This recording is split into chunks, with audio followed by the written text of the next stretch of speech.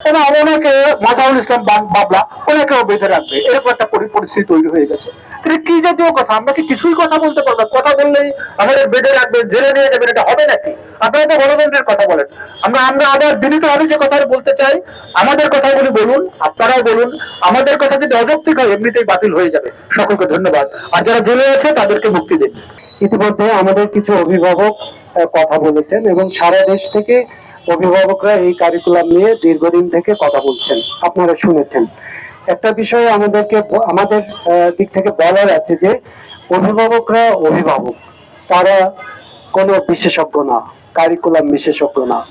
Curriculum যারা করেছেন তারা কারিকুলাম বিশেষজ্ঞ।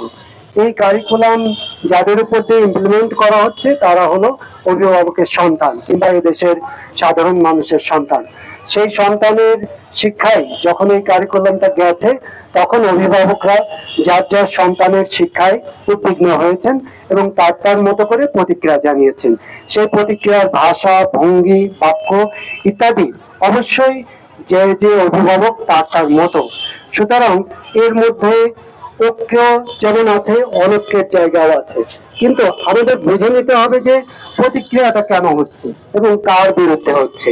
এই জায়গাটা আমাদের এই দেশের সচেতন মহল যারা কিনা কারিকুলামের পক্ষে বলছেন কিংবা যারা সেই কথাগুলো সংবাদপত্র মিডিয়ায় প্রকাশ করছেন তাদের প্রতি আমি বিশেষভাবে অনুরোধ করব যে এই বিষয়গুলো খেয়াল করার, যে তারা আসলে কি বলতে চাচ্ছেন, কোনো বিশেষ শব্দ নাকি বাক্য নাকি কোনো বিশেষ পরিস্থিতিতে মধ্যে পড়ে তারা এই কথাগুলো আজ যার যার জায়গা থেকে চিৎকার করার মতো করে বলছেন। এরই একটা পর্যায়ে আমরা যখন অভিভাবকদের পক্ষ থেকে শহীদ মিনারে গত 24শে নভেম্বর তারিখে এরকমই একটা মানববন্ধনের আয়োজন করেছিলাম আমরা। সেই মানববন্ধন কর্মসূচির আগের দিন রাতে আমাদের দুজন অভিভাবককে তুলে নেওয়া হয় অজ্ঞাত পরিচয়, এবং আমরা জানতে পারি না যে তারা কোথায় গেছেন।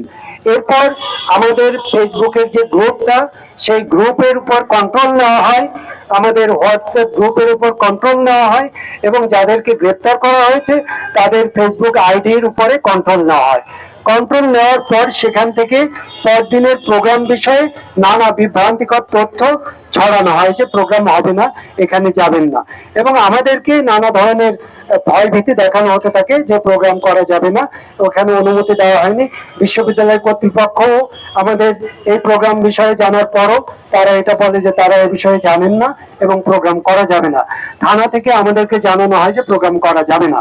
তবু আমরা তাদেরকে রিকোয়েস্ট করি যে খুব অল্প সময়ে আমরা মানববন্ধনটা করব, এবং সেই রিকোয়েস্টের ভিত্তিতে আমরা শহীদ মিনারে যাই এবং এর পর দিন আসলে আমরা জানতে পারি যে আমাদের নামে মামলা হয়েছে এবং তাদের নামে রিমান্ড হয়েছে, দুজনকে ধরা হয়েছে, তাদেরকে আদালতে হাজির করা হয়েছে, তাদের জামিন আবেদন নামঞ্জুর করা হয়েছে এবং রিমান্ডে নেওয়ার পরেও যখন আদালতে তোলা হয়েছে সেদিনও তাদের জামিন আবেদন নামঞ্জুর করে তাদেরকে জেলে পাঠানো হয়েছে।